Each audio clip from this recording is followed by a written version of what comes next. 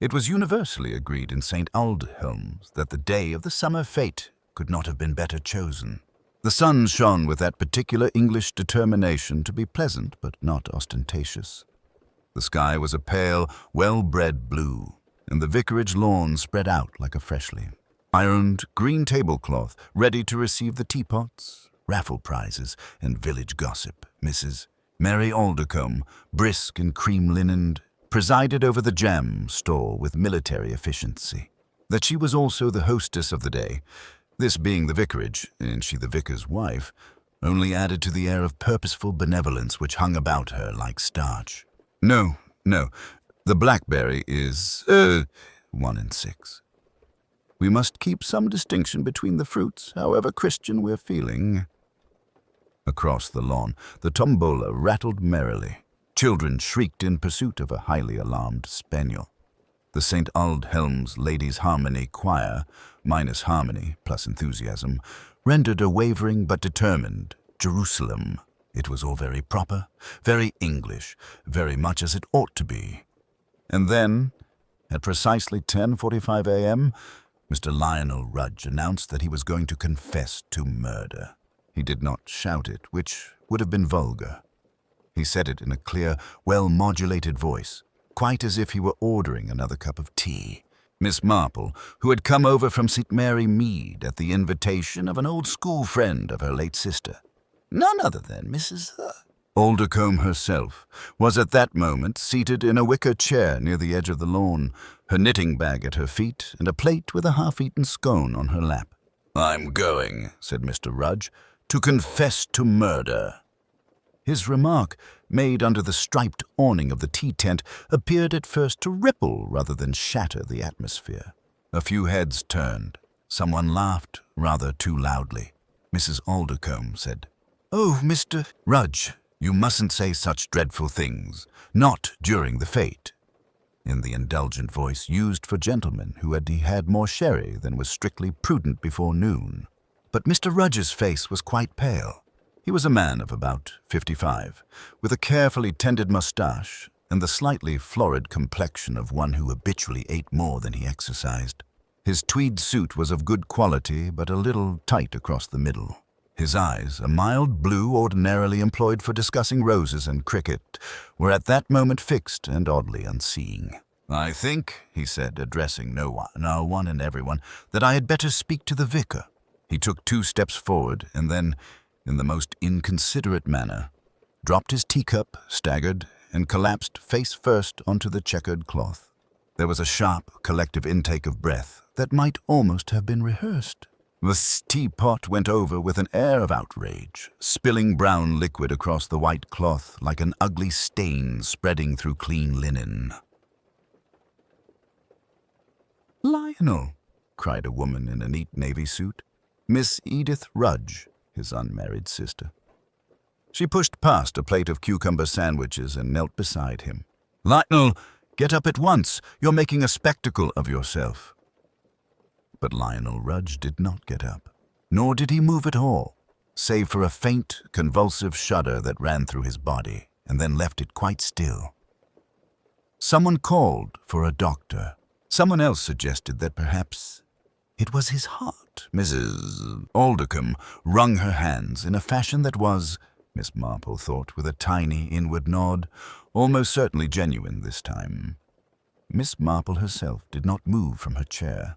Her pale blue eyes, faded but very sharp, rested for a moment on the fallen man. Then, with apparent vagueness, drifted to the teacup, lying on its side, the brown tea mingling with the white shards of china. After that, she looked up at the people standing nearest to Mr. Rudge, their faces, their hands, the way they held themselves, as the agreeable summer morning of St. Aldhelms, quietly, almost politely, ceased to be ordinary. For a few seconds after the cry went up, no one moved at all.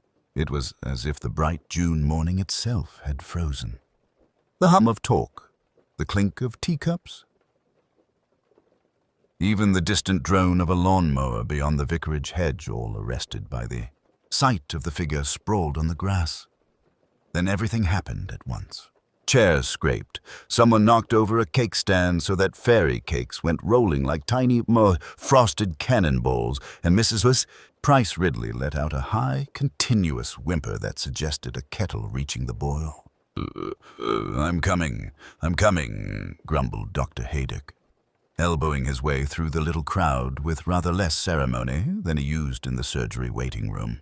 He went down on one knee beside the motionless body, his tweed trousers darkening where they met the grass. Miss Marple, who had risen to her feet a moment too late to be of any help in the pushing and exclaiming, remained where she was. It was not that she was indifferent, far from it. Cartwright now, perhaps, she thought, lay on his back, one hand flung out as if in supplication. The overturned garden chair from which he had tried to rise at 10:45, Miss Marple noted the church clock striking in the distance even now, lay on its side behind him. His spectacles were crooked, and there was a faint, almost surprised expression on his face, as though his body had betrayed him at a most inconvenient moment. "Heart?" whispered Mrs. Weatherby to anyone who would listen. "It's all this modern strain.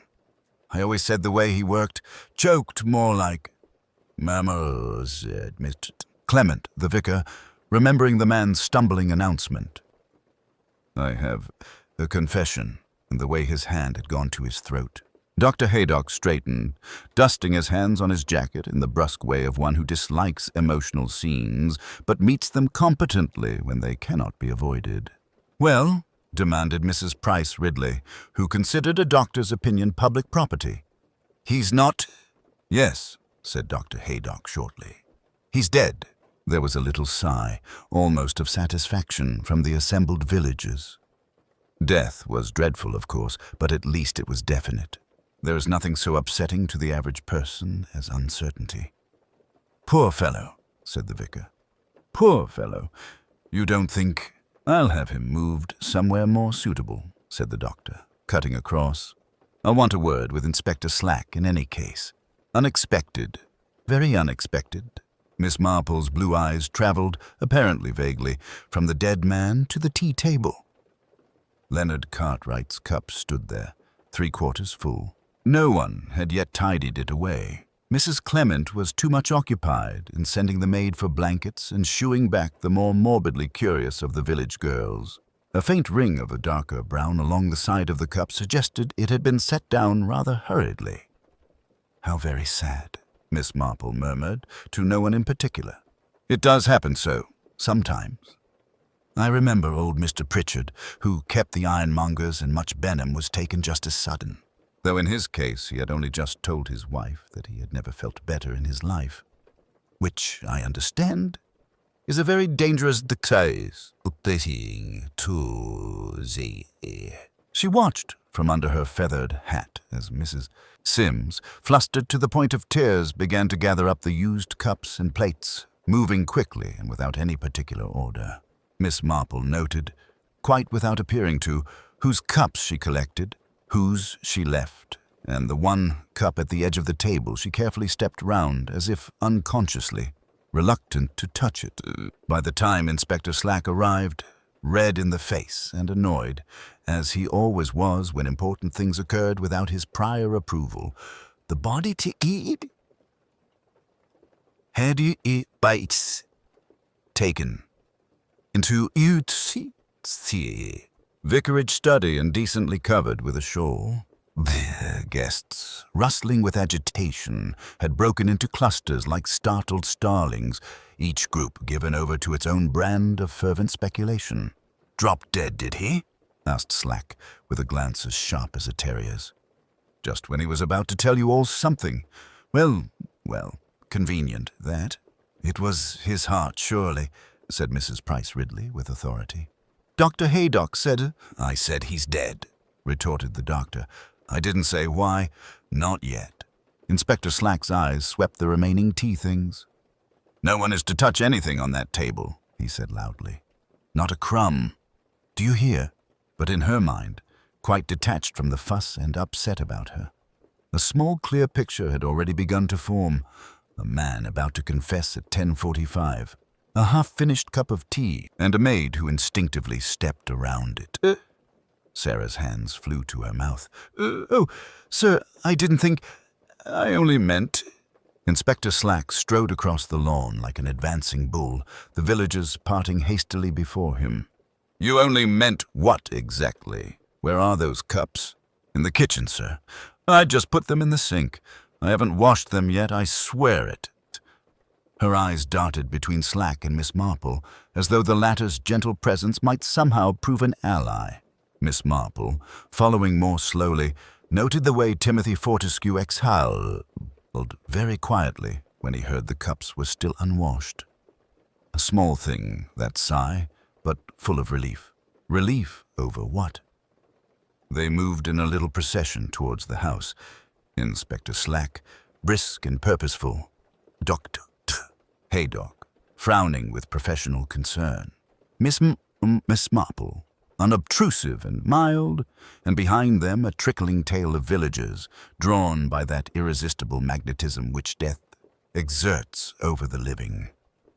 The kitchen of the Gables was large and old-fashioned, with a scrubbed deal table and a deep stone sink under a leaded window. On the draining board sat the tea things, cups, saucers, a large silver teapot, milk jug, and sugar basin. Several cups lay on their sides, stained with the pale brown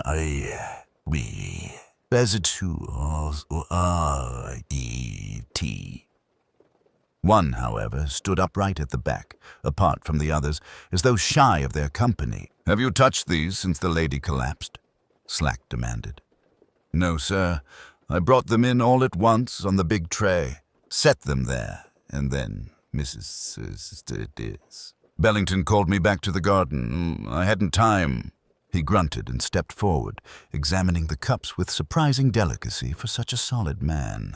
Which one was Mrs. Fortescue's? Sarah swallowed. The one at the back, sir. She always liked the blue cornflower pattern. The others are pink rosebud. Miss Marple's eyes flickered. What an odd little preference, and yet so convenient now. She glanced at the cup in question. Yes, the delicate cornflower garland round the rim was quite distinct. Haydock picked it up, sniffed cautiously, then frowned. Nothing obvious. Of course, many poisons are quite without smell. Poison? Sarah gasped, her knees seeming to give way beneath her. She clutched at the edge of the table. Nobody said anything about poison, Inspector Slack said sharply, though clearly the idea had been forming in his mind. The lady may have had a weak heart. You've said so yourself, Doctor. Indeed, Haydock replied. But a weak heart does not generally choose to fail at the precise dramatic moment when one is about to make a public confession. It is possible, of course. Merely convenient. Slack shot him an irritated look. We'll have your proper report soon enough. For now, we'll keep this cup and the pot as evidence. He produced a handkerchief, wrapped the cup in it with rough care, and placed it on the table. And you, my girl, will kindly remain available for questioning. Sarah burst into tears. Miss Marple moved nearer, her soft hand coming lightly to rest on the girl's arm. There, my dear, she said kindly.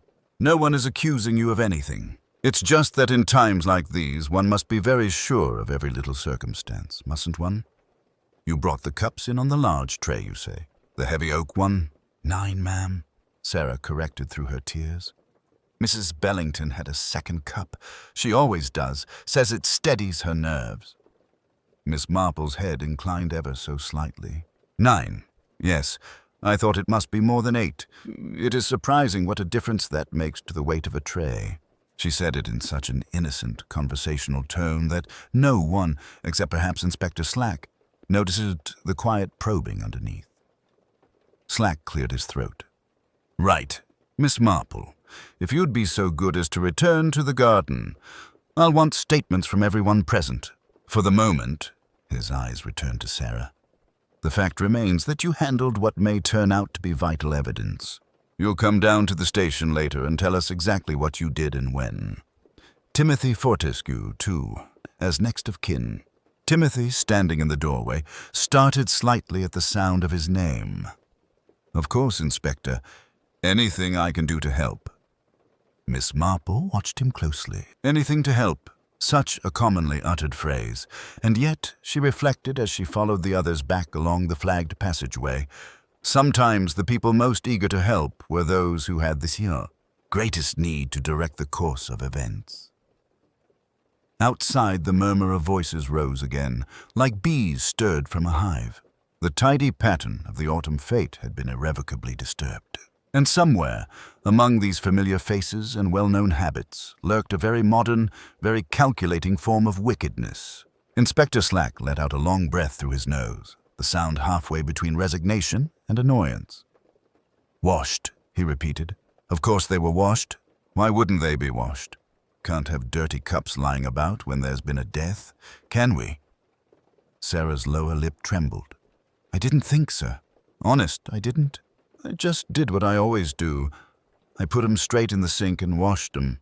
It seemed the proper thing." Miss Marple regarded the girl kindly. "Habit can be a very powerful thing, my dear. We often do what we have always done, especially when we are frightened. It saves the trouble of thinking." Inspector Slack shot Miss Marple a look that was not entirely appreciative. "Yes, well, habit or not, it means we've no way of knowing what might have been in that cup. We'll have to rely on the doctor and his clever London colleagues." He snapped his notebook shut. "No one is to leave the house until I've taken statements. Vicar, would you be so good as to keep everyone in the drawing room? And see that no one wanders back here without my say-so," as the little procession filed back toward the prom.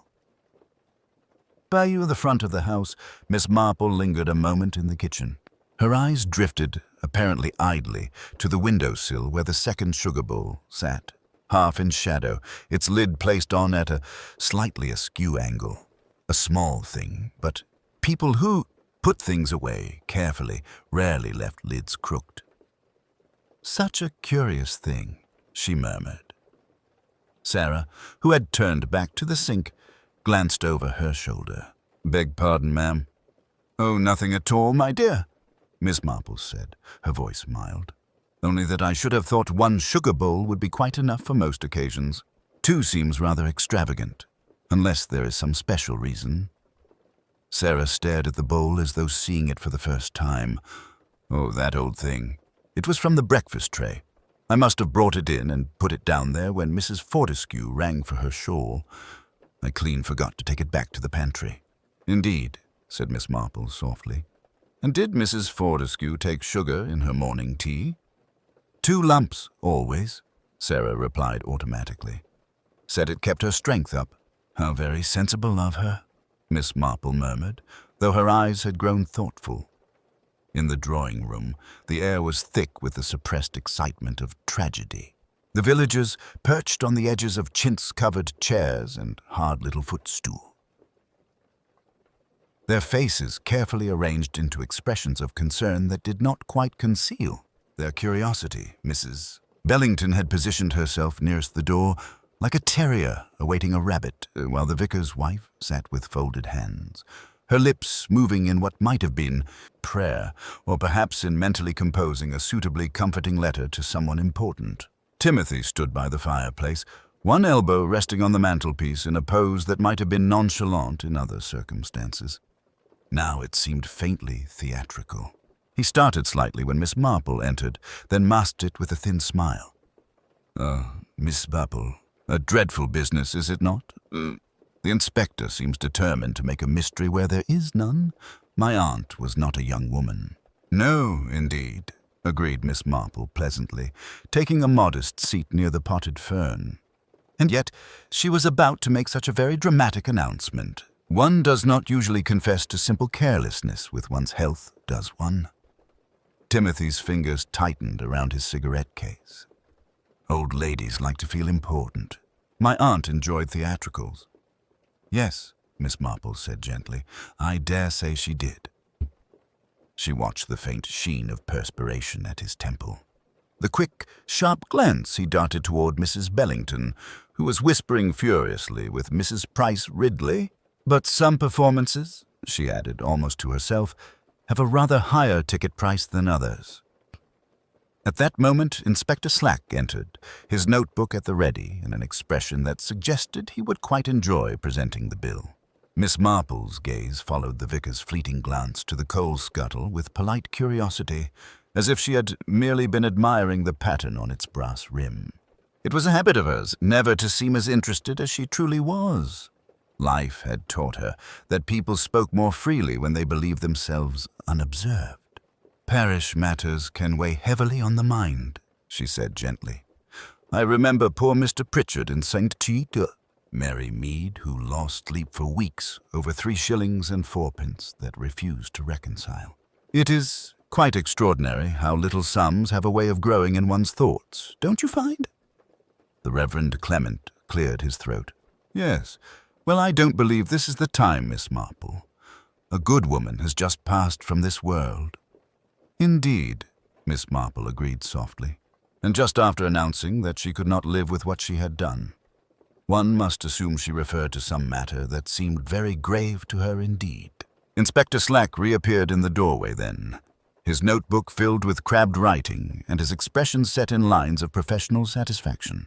"You can go for now, Vicar," he said briskly, "but I'll want a word with you at the station later. About these church accounts, everyone's so anxious to mention and so reluctant to explain." The vicar stiffened. "I assure you, Inspector, there is nothing irregular in our parish books." "Then I expect you'll be happy to bring them along when you call," Slack retorted. "Meanwhile, no one is to leave the village without informing the police. Miss Fortescue didn't simply fall down dead at the very moment she was about to make a dramatic announcement without reason.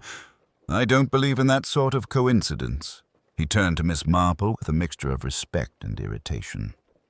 "And you, Miss Marple, will I suppose be seeing human nature in every corner as usual?" Miss Marple's smile was faint and composed. "One can hardly help seeing it, Inspector. It is such a very untidy thing, not at all like your nice, orderly regulations. It creeps into everything, even church accounts, I'm afraid." When the men had gone and Sarah had been sent to lie down with a cup of strong tea, Miss Marple found herself momentarily alone in the warm, stone-flagged kitchen. The house seemed to hold its breath. A clock on the mantel chimed the half-hour, 11:58, barely half an hour since the tea had been served, and yet everything had changed beyond recall. She moved, as though absent-mindedly, toward the stove. The coal scuttle sat innocently enough beside it, black and squat. Miss Marple's fingers, seemingly frail, were in fact quite dexterous. A moment later she had retrieved it with the tongs, laying it carefully on the table. It was the charred remnant of an envelope, the kind used for parish correspondence, the upper left corner still bearing the faint impression of the church's embossed address. The writing on the front had been almost entirely burned away, but a few letters remained at the edge. "Shun Fund," and beneath it, 28710. The precise nature of the loss, then, had been recorded. Someone had gone to the trouble of destroying that record, very recently indeed. Miss Marple replaced the fragment where she had found it, covering it once more with dull black lumps of coal. People behaved more truthfully, she had found, when they believed their secrets were still safe. Protestations. The household, like a beehive disturbed, was humming with agitation. And like bees, people might sting when threatened. Miss Marple made her way quietly toward the conservatory. Mrs. Fortescue's body lay, feeling that the dead too sometimes had their own way of speaking, if one only knew how to listen. It was Sarah who broke the silence first. A small, strangled sound escaped her lips, and she slid down against the pantry door until she was sitting on the flags, her apron bunched in her fists. Inspector Slack pounced. "Muddled, were you? Or rehearsed? You'll find it's a serious matter, my girl, to lie to the police in a murder investigation." "I'm not lying," Sarah cried, the words bursting out of her. It's just Mr. Timothy. He told me what to say if anyone asked about the tea. He said his aunt wouldn't want a great to-do, and that I was to make it sound ordinary-like. I'm not clever with words, you see. I get things twisted. Every eye in the kitchen swung to Timothy Fortescue. He had the look of a man who has suddenly stepped onto ice that proves far thinner than expected. "Naturally, I tried to spare the girl unnecessary distress," he said, making an obvious effort to keep his voice calm. "She was hysterical. I merely told her to stick to what she knew, my aunt's supposed heart trouble. I never instructed her to lie about sugar basins." "But you did tell her to say that your aunt had been complaining of chest pains," Miss Marple put in mildly. Yet Sarah had heard no such complaints. Timothy's composure slipped for a fraction of a second. "I may have suggested that explanation, yes. It seemed kinder. My aunt was an old lady. Heart failure was not unlikely." "Cyanide poisoning," Dr. Haydock corrected dryly. "Quite a different matter?" Inspector Slack scribbled in his notebook. "We'll come back to you, Mr. Fortescue. For now," he turned the full weight of his attention back to Sarah, "forget what anyone told you to say. Tell us in your own words exactly what happened from the moment you began to lay the tea. Teapot, cups, the cornflour sugar basin. Only when I went to fill it from the canister in the pantry, the lump sugar was gone. Clean. Gone. So I took the white basin from the breakfast tray instead. That one was full." "And the cornflour basin?" Miss Marple asked quietly. "I left it empty on the sideboard, ma'am. I thought I'd fetch more sugar later." Then Mrs. Fortescue rang for her tea. I took the tray in. She was writing a letter. A blue envelope it was. Her eyes flickered toward the vicar, then away. She said I was to carry the tray straight out to the garden when the vicar left, as she'd be joining the company. I didn't touch it again till then." "And when you picked it up?" Miss Marple's tone was almost conversational. "It rattled, ma'am. I remember, because I thought someone must have filled the cornflour basin after all. I didn't look close. There's always so much to do." Inspector Slack tapped his pencil. "So between your first visit and your second, someone had access to that tray. Someone who could have added sugar, or something that looked like sugar." Miss Marple's gaze drifted to the windowsill where the second sugar basin sat, its white china gleaming innocently in the afternoon light. Two basins, nearly identical in shape, different only in pattern. Easy enough, she reflected, for a hurried or flustered girl to mistake one for the other, or for someone more calculating to rely on that very likelihood. "Tell me, my dear," she said gently, "when did you first notice that the lump sugar was missing from the pantry canister?" Sarah frowned, thinking. "This morning, ma'am, just after 10. I went to lay the tray, same as always, and the canister was near empty. Only a dusting at the bottom." "Just after 10, Miss Marple repeated softly. Her eyes grew distant for a moment, as if she were looking backward along the narrow corridor of ours. The fete had begun at 10:30, Mrs. Fortescue had made her dramatic announcement not long after. Somewhere between those times, someone had tampered not with a single cup, but with the whole cheerful ritual of morning tea. "It would seem," she observed, more to herself than to the room at large, "that the murder of poor Mrs. Fortescue began rather earlier than we thought. Perhaps as early as 10:45. Inspector Slack looked up sharply. "And why 10:45, Miss Marple?" But Miss Marple only resumed her knitting, the faintest suggestion of a smile touching the corners of her mouth, as if she had remembered some quite different incident. "Long ago, in another village altogether, where time and sugar and human nature had combined in a similarly unpleasant fashion." Timothy swallowed hard, his eyes fixed on Miss Marple as though she had spoken something he had long dreaded to hear aloud. "I prevent someone?" he echoed faintly. "I don't know what you mean." "But you do," Miss Marple said almost kindly.